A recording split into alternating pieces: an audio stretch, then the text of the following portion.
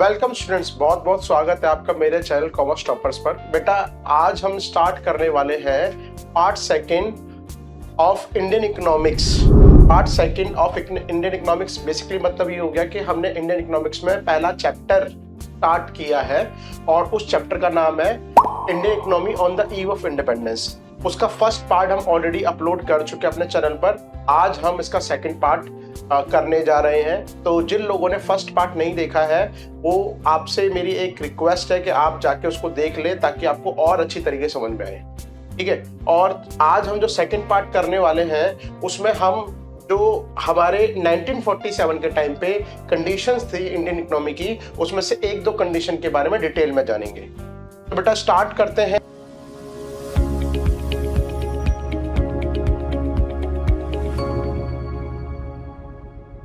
सबसे पहले हम स्टार्ट करेंगे आज कि हमारी at the time of eve of independence हमारा जो इंडियन इकोनॉमी था उसका इकोनॉमिक डेवलपमेंट बहुत लो था।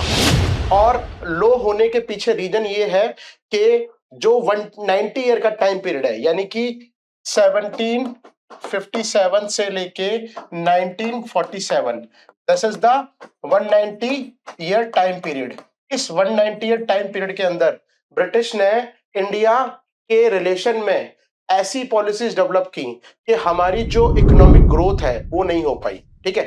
तो हम इसको स्टार्ट करने वाले हैं और low level of economic development को हम ये बोल सकते हैं कि ये हमारे ऊपर इम्पैक्ट था कॉलोनियल इकोनॉमिक पॉलिसीज का। जो मैंने अभी आपको बताया कि उन्होंने ऐसी पॉलिसी डेवलप की जिसकी वजह से हमारा जो ओवरऑल इकोनॉमिक डेवलपमेंट है वो बहुत लो था, नेग्लिजिबल था, कुछ भी नहीं था वहां पर अगर हम देखें इन टर्म्स ऑफ स्टैटिस्टिक्स, ठीक है। तो स्टार्ट करते हैं बेटा। देखो बेटा, आपको इस स्लाइड में सामने दिखाई दे रहा होगा कि हमारी जो इकोनॉमिक ग्रोथ थी वो बहुत स्टैग्नेंट थी। हम बोल सकते हैं at the time of independence हमारी जो इकोनॉमिक ग्रोथ थी स्टैग्नेंट थी। स्टैग्नेंट का बेसिकली मतलब क्या होता है कि जब इकोनॉमिक ग्रोथ जो है वो बहुत ज्यादा नेग्लिजिबल हो, उसमें कोई ज्यादा बड़ी ग्रोथ ना हो रही हो, तो उसको हम बोल सकते हैं स्टैग्नेंट, ठीक है। तो हमारी 1947 के टाइम पर जो हमारी इकोनॉमिक ग्रोथ थी वो स्टैग्नेंट इकोनॉमिक ग्रोथ थी।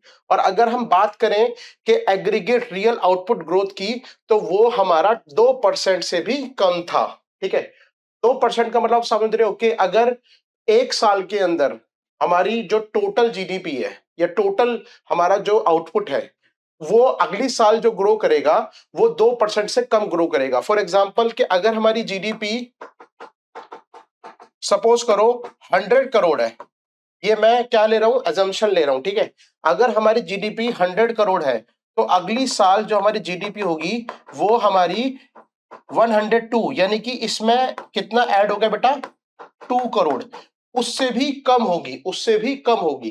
समझ रहे हो आप? यानी कि अगर एक नॉर्मल इकोनॉमी की बात करें या एक डेवलपिंग इकोनॉमी की बात करें तो उसकी भी जो हमारी इकोनॉमिक डेवलपमेंट होती है वो भी 5% से ऊपर होती है। लेकिन यहां पर जो हमारी इकोनॉमिक डेवलपमेंट है वो हमारी 5% क्या, वो 2% से नीचे थी। तो हम ये बोल सकते हैं कि जो हमारी इकोनॉमी थी वो स्टैग्नेंट इकोनॉमिक ग्रोथ में थी, यानी कि उसका कर्व फ्लैट हो गया, उसमें कोई ग्रोथ हमको विजिबल नहीं हो रही है, ठीक है।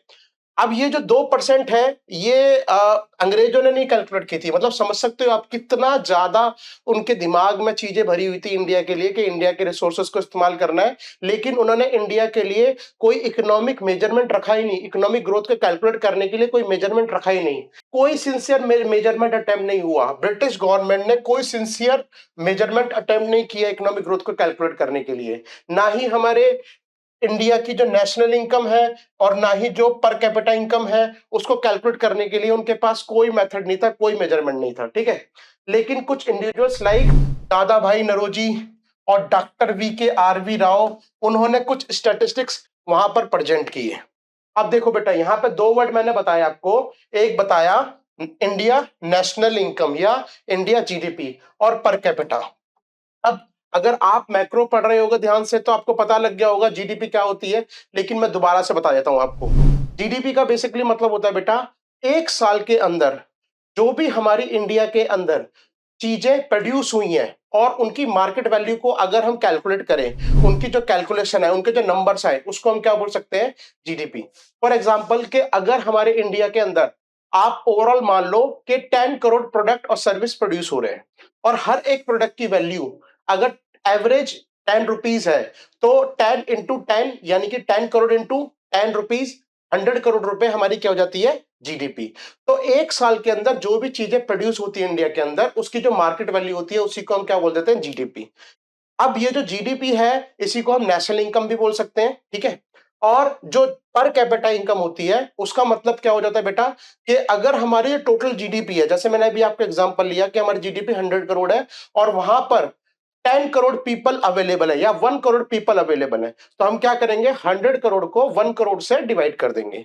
तो जो हमारा नंबर आएगा, जैसे अगर 100 करोड़ को हम 1 करोड़ से डिवाइड करेंगे तो नंबर आएगा 100 रुपीज। तो जो 100 रुपीज है वो एक आदमी की ऑन एन एवरेज इनकम है, ठीक है। तो इसको हम क्या बोल देते हैं? GDP per capita. तो इसको भी कैलकुलेट करने के लिए कोई मेजरमेंट नहीं था, सिर्फ दो इंडिविजुअल दादा भाई नरोजी एंड डॉक्टर वी के आर वी राव ने स्टैटिस्टिक्स बताए और उस स्टैटिस्टिक्स बेसिस पे हमने फाइंड किया कि हमारा जो रियल एग्रीगेट आउटपुट है वो हमारा 2% से कम था, यानी कि उसकी ग्रोथ जो है उसकी 2% से कम थी। तो ये हमारी at the time of independence हम बोल सकते हैं कि हमारी इकोनॉमिक ग्रोथ स्टैग्नेंट टाइप की थी, जिसमें कोई विजिबल इंक्रीमेंट नहीं था, विजिबल ग्रोथ नहीं थी, ठीक है बेटा। इसके आगे हम स्टार्ट करेंगे एग्रीकल्चर सेक्टर हमारा किस टाइप का था। तो बेटा अब हम पढ़ने वाले हैं अपने एग्रीकल्चर सेक्टर के बारे में कि at the time of independence हमारा एग्रीकल्चर सेक्टर किस टाइप का था, उसमें क्या प्रॉब्लम्स थी, क्या इश्यूज थे, क्या कंसर्न थे, जिसकी वजह से हमको ये चीज पढ़नी पड़ रही है, ठीक है। तो सबसे पहले हम स्टार्ट करेंगे तो हम सबसे पहले यहां पर देखेंगे अपनी ऑक्यूपेशनल डिपेंडेंसी। ऑक्यूपेशनल डिपेंडेंसी का मतलब बेसिकली ये हो जाता है कि यहां पर आप देखो कि ये हमारा एक पाई चार्ट है और यहां पर जो भी हमारा पाई चार्ट शो कर रहा है ये शो कर रहा है 85% of the total data. That means कि ये बता रहा है कि एग्रीकल्चर और रूरल पर 85% of our population is depending directly और इनडायरेक्टली। अब देखो डायरेक्टली इनडायरेक्टली का बेसिकली मतलब क्या हो जाता है यहाँ पे कि अगर सपोज करो कि आप उस टाइम पर रह रहे हो, ठीक है, आपके फादर जो है वो एक तरीके से फार्मर है, ठीक है, और वो जो फार्मर है वही सब लोगों के लिए इनकम जनरेट करते हैं। आपके जो फादर है वो तो डिपेंड है फार्मिंग पर, ठीक है, तो वो तो डायरेक्टली क्या है? डिपेंडेंट है। और आप जो लोग काम नहीं कर रहे अभी अभी आप प्रोडक्शन नहीं कर रहे, आप कहीं जॉब नहीं कर रहे, तो आप अभी फादर के ऊपर डिपेंडेंट हो, तो फादर के तरीके से आप एग्रीकल्चर पर डिपेंड हो गए, क्योंकि आप किस पे डिपेंड हो गए? फादर पर। फादर किस पे डिपेंड है? एग्रीकल्चर पर। तो आपके फादर डायरेक्टली डिपेंडेंट है और आप क्या हो गए? इनडायरेक्टली डिपेंडेंट हो गए। दैट मीन्स अगर हमारी कंट्री के अंदर 100 लोग हैं, चाहे उसमें कोई भी कैटेगरी मान लो, चाहे उसमें मेल है, फीमेल है, एल्डर्स है, चिल्ड्रन है, यंग है, सारे लोग मिला के 100 है, ठीक है। तो 100 में से 85% लोग जो है, 100 में से 85, यानी कि 100 में से 85% का मतलब हो गया 100 में से 85% लोग जो है वो डायरेक्टली और इनडायरेक्टली एग्रीकल्चर पे डिपेंडेंट है, ठीक है। और यहां पर एक चीज और देखने को मिलती है कि जो एग्रीकल्चर है वो भी इतना ज्यादा बोल सकते हैं ना कि हाँ भाई फ्लोरिश नहीं है, वो इंप्रूव नहीं हो रहा है, उसके अंदर ग्रोथ नहीं हो रही है, वो भी स्टेगनेंट पोजीशन में है, ठीक है। तो सबसे पहले तो हम ये बोल देते हैं कि ये जो मैंने आपको डेटा दिखाया इसका बेसिकली मतलब क्या होता है कि हमारे देश की जो पॉपुलेशन है वो हैवीली डिपेंडेंट थी किसके ऊपर? एग्रीकल्चर के ऊपर। और एग्रीकल्चर ही हमारा मेन सोर्स ऑफ इनकम था, यानी कि अगर इंडिया में जो लोग रहते हैं अगर उनकी बोला जाए कि प्राइमरली वो एक तरीके से सेक्टर से अपनी इनकम जनरेट करते हैं, तो वो प्राइमरली एग्रीकल्चर से अपनी इनकम जनरेट करते थे। और यहाँ पर डेटा भी हमारे पास, तो 85% लोग जो थे वो हमारे एग्रीकल्चर पे डायरेक्टली और इनडायरेक्टली डिपेंडेंट थे, ठीक है। आगे अब मैंने आपको बताया कि जो हमारी एग्रीकल्चर है उसकी ग्रोथ जो है वो स्टैग्नेंट थी, तो उसके पीछे क्या रीजन थे? तो उसके पहले हमारा रीजन जो आता है वो आता है लैंड सेटलमेंट, यानी कि जमींदारी सिस्टम, ठीक है। अब जमींदारी सिस्टम मैं आपको आगे और अच्छी तरह से एक्सप्लेन करूंगा, मैं आपको अभी एक ओवरव्यू दे देता हूं इसका कि लैंड सेटलमेंट सिस्टम क्या है। देखो बेटा जमींदारी सिस्टम में क्या था, एक ट्राइंगुलर तरीके से जो ब्रिटिश है वो फार्मर के ऊपर राज करे थे, रूल करे थे। और उस ट्राइंगुलर तरीके में क्या होता था कि आप इस तरीके से मान लो ये ट्राइंगल है, अब यहां पर कौन है? ब्रिटिश। यहां पर कौन है? जमींदार। और यहां पर कौन है? फार्मर। अब जो ब्रिटिश है उन्होंने सारी पावर जो है यानी कि रेंट कलेक्ट करने की, वो किसको दी थी? जमींदार को। जमींदार ही फार्मर से रेंट कलेक्ट करता था। ठीक है, रेंट का मतलब लगान, यानी कि जो भी वो प्रोड्यूस कर रहे हैं उसका कुछ परसेंटेज भी हो सकता है, ज्यादा परसेंटेज भी हो सकता है, डिपेंड करेगा कि वहां पे जमींदार जो है वो किस तरीके से चार्ज कर रहा है। वो हमारा मान लो अगर 50% चार्ज कर रहा है रेंट, इसका मतलब ये हो गया कि अगर जो हमारा फार्मर है वो 100 kg राइस वहां पर ग्रो करता है तो उसमें से 50 kg उसको जमींदार को देना होगा। ठीक है, अब जमींदार क्या करता था, इसमें से अपना हिस्सा चाहे वो 10% हो, 15% हो, 20% हो, अपने पास रखता था, और बाकी जो रिमेनिंग था जो ब्रिटिश ने उसके लिए फिक्स किया था कि 30% ले दो हमें, 25% दो, तो वो अपना हिस्सा रख के बाकी किसको पहुंचा देता था? ब्रिटिश को। ठीक है, तो ये ट्रायंगुलर शेप की इन्होंने लैंड सेटलमेंट सिस्टम बनाया था। हाँ, यहाँ पे जो फार्मर थे, ठीक है, वो बेचारे इस कंडीशन में थे कि उनको चाहते हुए या ना चाहते हुए, विलिंगली या अनविलिंगली, इनको अपना रेंट देना पड़ता था जो भी ब्रिटिश ने फिक्स किया है, और जमींदार जो है उसमें से अपना हिस्सा लेगा। यानी कि ये सारे जो हमारे फार्मर है यही मेहनत करेंगे, यही वहां पे कॉस्ट खर्च करेंगे, यही वहां पे जो भी क्या कहते हैं अपना ह्यूमन रिसोर्स है, जो भी अपनी मेहनत लगाएंगे, लेकिन उसमें से सीधा सीधा कुछ आउटपुट 50%, 60%, 40%, चाहे कोई भी आउटपुट हो, वो जमींदार लेकर चला जाएगा। अब यहाँ पे जमींदार और ब्रिटिश के बीच में भी एक एग्रीमेंट था। जमींदार को साफ साफ इंस्ट्रक्शन थी कि हमको एक पर्टिकुलर टाइम के भीतर, यानी कि जैसे हम टैक्स भरते हैं ना, आईटीआर भरते हैं, हम एक साल में आईटीआर भरते हैं, ठीक है, तो एक साल के अंदर उनको हमको आईटीआर भरना होता है। अगर हम आईटीआर नहीं भरेंगे तो उसकी डेट निकल जाएगी। सेम इसी तरीके से जो ब्रिटिश है उनकी साफ साफ इंस्ट्रक्शन थी जमींदार को कि आपको भाई इतने टाइम पीरियड के अंदर इतना टैक्स भरना है। ठीक है, ब्रिटिश कुछ नहीं जानते थे, ब्रिटिश को कोई मतलब नहीं था फार्मर से। ठीक है, वो सारा का सारा किससे मतलब रखते थे? जमींदार से। और जमींदार अपने तरीके से, चाहे अपनी फोर्स दिखाकर या अपना बाहुबल दिखाकर, फार्मर से चीजें फैच करता था। अगर फार्मर के पास पैसे भी नहीं है तो उनके घर को नीलाम करके वो टैक्स ले लेते थे। मतलब इतनी ज्यादा खराब कंडीशन थी। अब इसमें क्या होगा कि फार्मर जो है वो अपना हिस्सा किसको दे रहा है? जमींदार को। यानी कि अगर 100 kg प्रोड्यूस कर रहा है जिसमें उसकी कॉस्ट भी लग रही है, उसका हिस्सा वो जमींदार को दे रहा है, जिसके बदले उसको कुछ नहीं मिल रहा। यानी कि उसकी कॉस्ट को अगर हटा दिया जाए तो वो उसके पास लेफ्ट कुछ नहीं हो रहा, उसके पास कुछ नहीं बच रहा। तो वो जो बचा हुआ उसके पास अमाउंट होता था, जो बचा हुआ उसके पास चीजें होती थी, रॉ मटेरियल होता था या फिर फिनिश गुड्स होते थे, वो उन्हीं से अपना काम चलाता था और उन्हीं से अपनी सारे एक्सपेंसेस को पूरा करता था। यानी कि उनके पास कोई पैसा बचा ही नहीं अपनी लैंड को डेवलप करने के लिए। ठीक है, अपने इनपुट्स परचेज करने के लिए जिसको वो इस्तेमाल करता है, बीज परचेज करने के लिए पैसा नहीं है उनके पास। रॉ मटेरियल, जैसे आप सपोज कर लो कि बीज क्या हो गया? रॉ मटेरियल हो गया, और उसके साथ साथ फर्टिलाइजर्स परचेस करने के लिए पैसा नहीं है उनके पास, पानी की कोई सुविधा नहीं है उनके पास। क्यों? क्योंकि जो ब्रिटिश था उसका मेन पर्पस था कि ज्यादा से ज्यादा टैक्स कलेक्ट किया जा सके, उसके अलावा उन्होंने जो एग्रीकल्चर है उसके लिए कुछ भी नहीं दिया, कुछ भी नहीं पॉलिसी डेवलप की। ठीक है, दूसरा कि यहाँ पे जो हमारे किसान है उनका कमर्शलाइजेशन कर दिया गया। हमारी पूरी फार्मिंग जो इंडस्ट्री थी, हमारी जो पूरी एग्रीकल्चर सेक्टर था, उसमें ज्यादा से ज्यादा जो अंग्रेज थे उन्होंने फोर्स कमर्शलाइजेशन किया। अब देखो, कमर्शलाइजेशन का मतलब समझ में आता है कि हाँ भाई हम यहाँ पर जो चीजें उगाएंगे प्रॉफिट पर्पज से उगाएंगे। ठीक है, लेकिन फोर्स कमर्शलाइजेशन का मतलब क्या हो गया? देखो, हमारे इंडिया में जो किसान थे, ठीक है, वो फूड क्रॉप उगाते थे, क्योंकि हमारे इंडिया की जो एग्रीकल्चर सिस्टम था वो सब्सटेंस फार्मिंग था। सब्सटेंस फार्मिंग का मतलब क्या हो गया कि लोग जो है वो फार्मिंग कर रहे हैं अपने कंजम्पशन को पूरा करने के लिए। ठीक है, लेकिन यहां पर उनको ये बोला गया कि भाई आप फूड क्रॉप मत उगाओ, क्योंकि फूड क्रॉप तो वो अपने लिए प्रोड्यूस कर रहे हैं। ठीक है, फूड क्रॉप मत उगाओ, आप क्या उगाओ? Cash crop. अब देखो, फूड क्रॉप कैश क्रॉप में क्या अंतर होता है? फूड क्रॉप वो क्रॉप होती है जो हम खुद उगाते हैं, अपने लिए उगाते हैं, अपने फूड कंजम्पशन के लिए उगाते हैं। ठीक है, लेकिन कैश क्रॉप ऐसी क्रॉप होती है जो फूड से रिलेटेड नहीं होती, जैसे जूट, जूट हो गया, कपास हो गया, कॉफी हो गया। ठीक है, ये जितनी भी हमारी है इंडिगो हो गया, ये जितनी भी हमारी फसलें हैं इनको हम कैश क्रॉप बोलते हैं, क्योंकि इसको मार्केट में हम सेल कर सकते हैं, ठीक है। और ये कंजम्पशन के लिए नहीं है, हमारे खुद के फूड कंजम्पशन के लिए नहीं है, तो इसलिए इनको कैश क्रॉप बोलते हैं। यानी कि उनको फोर्स किया गया कि वो सेल्फ सस्टेनिंग फूड क्रॉप को बंद कर दे उगाना और इंडस्ट्रियल कैश क्रॉप उगाएं। इंडस्ट्रियल कैश क्रॉप में जैसे जूट, कॉटन और कॉफी, इनको उगाने के लिए फोर्स किया गया, ठीक है। तो अब इससे क्या होगा, इससे ये होगा कि खुद की भी जो क्या कहते हैं जरूरतें हैं, फूड कंजम्पशन की जरूरतें हैं, ये किसी और के ऊपर डिपेंडेंट हो गए। किसके ऊपर डिपेंडेंट हो गए?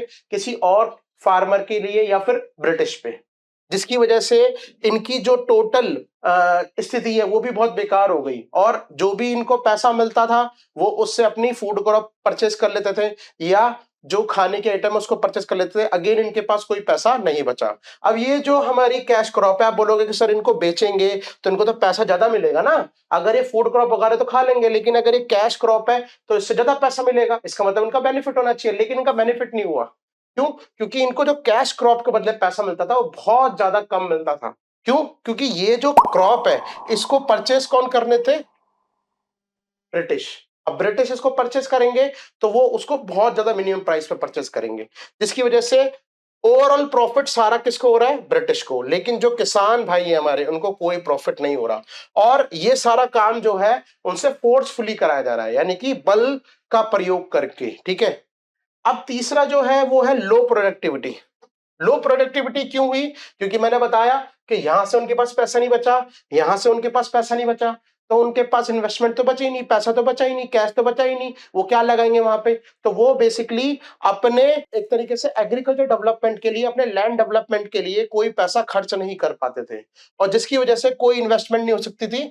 और हमारी जो इन्वेस्टमेंट थी बहुत नेग्लिजिबल थी टेक्नोलॉजी में और इरिगेशन में और फर्टिलाइजर्स में, क्योंकि हम जो भी चीजें यूज करते थे वो सारी की सारी बहुत ज्यादा प्रिमिटिव नेचर की होती थी, ओल्ड नेचर की होती थी, पुराने नेचर की होती थी, जिसकी वजह से हमारी जो प्रोडक्टिविटी है वो बढ़ नहीं पा रही थी। अब देखो बेटा, प्रोडक्टिविटी का बेसिकली मतलब क्या होता है? प्रोडक्टिविटी का मतलब ये हो जाता है कि अगर चाइना, ठीक है, 1 हेक्टेयर के अंदर, अगर हम बात करें 1 हेक्टेयर एक जमीन का एक साइज हो गया, ठीक है, वो प्रोड्यूस कर रहा है 300 kg, ठीक है, मैंने एक एग्जांपल लिया, वैसे 1 हेक्टेयर में बहुत ज्यादा होता है, ठीक है, 300 kg। और इंडिया यहाँ पे प्रोड्यूस कर रहा है सेम लैंड एरिया में 70 to 80 kg। तो इसका मतलब लैंड एरिया तो आप देख रहे हो सेम है, ठीक है, इंडिया के पास भी सेम है, चाइना के पास भी सेम है जो एग्रीकल्चर में यूज हो रहा है, लेकिन वहां पर वो कितना प्रोड्यूस कर रहे हैं? 300 kg। लेकिन इंडिया कितना प्रोड्यूस कर रहा है? 70 to 80 kg, यानी कि सेम एरिया में वो कम प्रोडक्शन कर रहे हैं। इसको बोलते हैं लो प्रोडक्टिविटी, ठीक है। यानी कि प्रोडक्टिविटी यानी प्रोडक्शन होने का जो हमारे पास इनपुट है वो सेम है, लेकिन हमारा जो प्रोडक्शन का लेवल है वो बहुत कम हो जा रहा है, ठीक है। अब ऐसा क्यों हो रहा था कि चाइना तो भाई इन्वेस्टमेंट कर रहा था टेक्नोलॉजी के अंदर, इरिगेशन के अंदर, फर्टिलाइजर्स के अंदर, जिसकी वजह से उनकी प्रोडक्टिविटी ज्यादा थी, लेकिन इंडिया नहीं कर रहे थे, इंडियंस नहीं कर रहे थे, इंडियन फार्मर नहीं कर रहे थे। क्यों नहीं कर रहे थे? क्योंकि यहाँ पर जो हमारे जो ब्रिटिश है वो हमारे सर पे बैठे हुए थे, ठीक है, उन्होंने हमको फोर्सफुली सारे काम करवाए, जिसकी वजह से हमारी जो लैंड प्रोडक्टिविटी है बहुत कम हो गई, ठीक है। इसके आगे हम और करते हैं बेटा। हाँ देखो बेटा, अभी मैंने आपको जमींदारी सिस्टम के बारे में छोटा सा, डिटेल में नहीं, ब्रीफ में बहुत छोटा सा मैंने आपको बताया था लैंड सेटलमेंट सिस्टम कैसे काम कर रहा था। अभी मैं आपको यहाँ पे थोड़ा सा और ज्यादा एक्सप्लेन कर देता हूँ ताकि आपको क्लियर हो जाए। देखो, जो जमींदारी सिस्टम था, ठीक है, वो किसने इंट्रोड्यूस किया था? कॉलोनियल गवर्नमेंट ने। कॉलोनियल गवर्नमेंट कौन थी? British government. तो ब्रिटिश गवर्नमेंट ने यहाँ पर जो हमारे इंडिया में लैंड सेटलमेंट सिस्टम स्टार्ट किया था। अब लैंड सेटलमेंट सिस्टम का यहाँ पर बेसिकली मतलब क्या हो गया कि कोई भी प्रॉफिट या जितने भी प्रॉफिट एग्रीकल्चर सेक्टर से होते थे वो किसको जाते थे? जमींदार को। और उनको जाने का जो वहां पर बोल सकते हैं कि जैसे जा रहे हैं तो उसका कुछ नाम होगा, तो उसको बोलते थे लगान या टैक्स। मैंने आपको बताया था कि यहाँ पे एक ट्रायंगुलर शेप की इन्होंने सिस्टम या सेटलमेंट सिस्टम बनाया था। यहां पर कौन थे बेटा? फार्मर। यहां पर कौन थे? जमींदार। और यहां पर कौन थे? ब्रिटिश। तो यहां पर होता क्या था कि जो ब्रिटिश है उसने सारे जो भी लगान लेने के राइट्स है वो जमींदार को दे देते थे। तो जमींदार किससे लेते थे लगान? फार्मर से। इनसे क्या ले रहे हैं बेटा? टैक्स या लगान। तो यहां पर क्या होता था कि जो मन चाहे जमींदार फार्मर से टैक्स लेते थे। क्यों? क्योंकि कोई सुनने वाला तो है नहीं। और जमींदार जो है वो ज्यादा से ज्यादा टैक्स लेना चाहते थे। क्यों? क्योंकि इनका जो टैक्स था वो तो फिक्स था जमींदार से कि भाई मुझे 20% चाहिए या 30% चाहिए, जो भी चाहिए वो तो फिक्स था, ठीक है। लेकिन जमींदार जो है वो फार्मर से जो टैक्स लेते थे वो कोई फिक्स नहीं था, वो मनचाहे तरीके से उनसे टैक्स लेते थे। वो उनसे 50% ले लें, 60% ले लें, 70% ले लें। तो अब इसमें अल्टीमेटली कौन मर रहा है? इसमें जो मरने वाला पर्सन है, जिसको सबसे ज्यादा लॉस हो रहा है, वो कौन है? फार्मर्स। कौन है बेटा? फार्मर्स।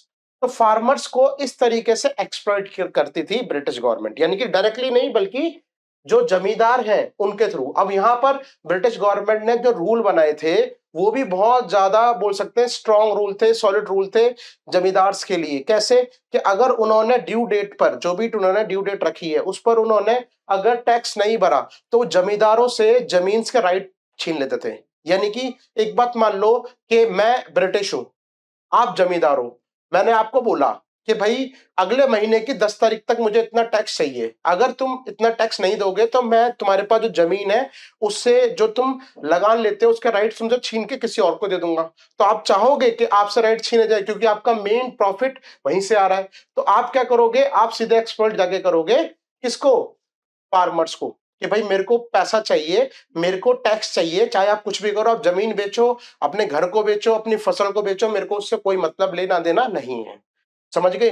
तो इस तरह की कंडीशन थी जिसमें जो ब्रिटिश थे वो एक्सप्लॉइट करते थे फार्मर्स को जमींदार के थ्रू। यहां पर देखो ये लिखा हुआ है, जैसे मैंने बताया, dates for depositing lagaan to the British were strictly fixed.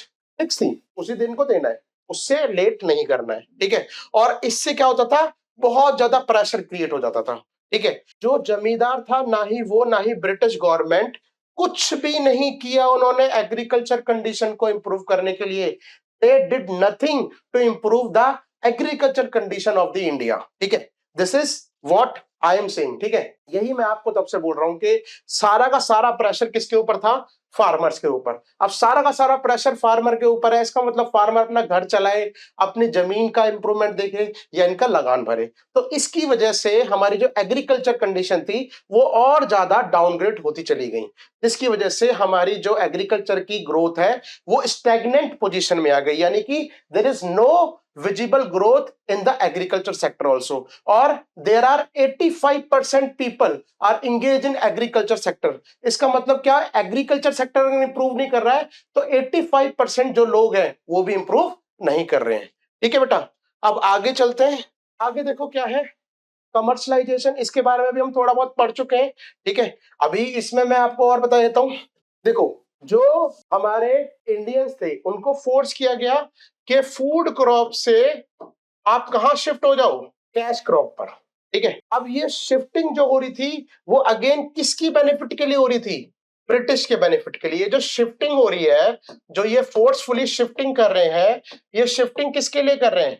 British के बेनिफिट के लिए।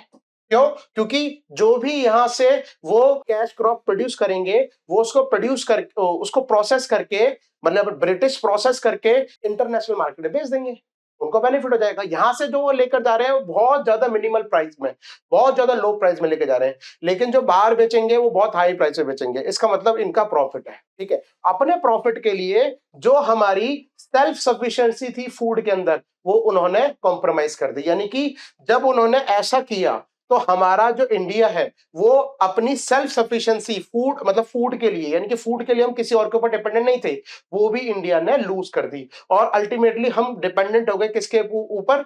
ब्रिटिश के ऊपर। समझ रहे हो? वो हमसे टैक्स ले रहे हैं, लगान ले रहे हैं और हम उन्हीं के ऊपर डिपेंडेंट है फूड के लिए, हम ही प्रोड्यूस कर रहे हैं और हम उनके ऊपर डिपेंडेंट है। तो ये कंडीशन आ गई थी। तो यहां पर देखो क्या हो गया, यहां पर मैंने डेफिनेशन भी दी हुई है यहाँ पे कि कमर्शलाइजेशन का बेसिकली मतलब होता है प्रोडक्शन करना क्रॉप्स का जिसको सेल किया जा सके मार्केट में, सेल्फ कंजम्पशन के बजाय, ठीक है। फार्मर्स वर इंटाइज्ड टू और forced to abandon traditional food crop. उनको एक तरीके से फोर्सफुली ये बोला गया कि भैया आपको फूड क्रॉप नहीं उगानी है, आपको सिर्फ क्या उगानी है? Cash crop. तो यानी कि शिफ्टिंग करने लग गए। और जो शिफ्टिंग हो रही थी ये किसी बोल सकते हैं ना कि मोरली नहीं हो रही थी, ये फोर्सफुली हो रही थी, ठीक है। दूसरा कि जो ये हमारी कैश क्रॉप थी, या जो हमारी बोल सकते हैं, अभी मैंने कैश क्रॉप बोला जिसको मार्केट में हम सेल कर सकते हैं, ये इसलिए हो रही थी ताकि ब्रिटिश की जो फैक्ट्रीज है उनको फीड किया जा सके। फीड मतलब उनकी जो रॉ मटेरियल की रिक्वायरमेंट है वो यहां से पूरी की जा सके, ठीक है। फार्मर को हायर प्राइस मिलते थे, cash crop like cotton, jute और इंडिगो। अब मैंने पीछे क्या बताया कि उनको बहुत लो प्राइस मिलते थे, लेकिन यहाँ पे क्या बोल रहा हूँ, हाई प्राइस मिलते थे। अब हाई प्राइस जो है ना वो इंटरनेशनल मार्केट के टर्म्स में नहीं है। वो कैसे, मैं बताता हूँ आपको। कि अगर कोई फूड क्रॉप जनरेट कर रहा है, ठीक है, जिसमें राइस है, अब राइस के बदले उसको मिल रहा है सपोज कर लो 10 रुपीज पर केजी, ठीक है, 10 रुपीज पर केजी। लेकिन अगर वो वहां पे कॉटन प्रोड्यूस करेगा तो कॉटन के बदले उसको 15 रुपीज पर केजी मिल जाएंगे, ठीक है ना। तो अब यहां पर अगर हम बात करें फूड क्रॉप के कंपैरिजन में, जो हमारी कैश क्रॉप है उसको ज्यादा पैसा मिल रहा है इंटरनेशनल मार्केट के टर्म्स में नहीं। किसके टर्म्स में, फूड क्रॉप के टर्म्स में। तो फूड क्रॉप जो है वो तो ऑलरेडी चाहते नहीं थे, इसलिए उन्होंने उसका प्राइस बहुत कम कर रखा था। लेकिन वो कैश क्रॉप चाहते थे तो कैश क्रॉप को वो फूड क्रॉप के कंपैरिजन में ज्यादा पैसे देते थे, जिससे कि बहुत सारे जो किसान है, बहुत सारे जो फार्मर है वो मोटिवेटेड हो जाए, ठीक है। However this solely serve the keep British industries running and severely harming local food security। लेकिन ये सारा किस लिए किया गया था, ताकि जो ब्रिटिश इंडस्ट्री है वो चलती रहे। क्योंकि ये जो हमारी कैश क्रॉप है ये क्या है बेटा, ये रॉ मटेरियल है किसके लिए, ब्रिटिश फैक्ट्री के लिए, ठीक है। यहां पर जो हाई प्राइस वो दे रहे हैं वो फूड क्रॉप के कंपैरिजन में दे रहे हैं, लेकिन अगर इंटरनेशनल मार्केट की बात की जाए उस टाइम पर तो उनके मुकाबले बहुत कम प्राइस थे उनके लिए। तो बेटा ये रीजन थे हमारे, ठीक है, जो हमने पढ़े अभी तक। अब तो बेटा मैंने आपको सारे रीजंस बता दिए हैं। अब हमारा सीधा क्या आ जाता है, अब हमारा सीधा इंडस्ट्रियल सेक्टर आ जाता है, जिसको हम नेक्स्ट पार्ट में कवर करेंगे, ठीक है। अब मैंने आपको बता दिया कि at the time of independence हमारी जो टोटल ओवरऑल इकोनॉमिक ग्रोथ थी उसका कोई मेजरमेंट नहीं था, लेकिन फिर भी अगर मेजर किया गया तो वो 2% से कम थी, ठीक है। और हमारी जो इकोनॉमिक ग्रोथ थी ड्यू टू एग्रीकल्चर, यानी कि एग्रीकल्चर की जो ग्रोथ थी वो बहुत ज्यादा नेग्लिजिबल थी। उसके क्या कोर रीजंस थे वो हमने आज डिस्कस कर लिए। इसके बाद हम नेक्स्ट क्लास में या नेक्स्ट लेक्चर में इसको डिलीवर करेंगे, नेक्स्ट लेक्चर में इसको कवर करेंगे। और आप मेरे साथ बने रहें नेक्स्ट पार्ट के लिए। Thank you. अगर आपको यहां पर कोई भी प्रॉब्लम आई है तो प्लीज कमेंट में मेंशन करें।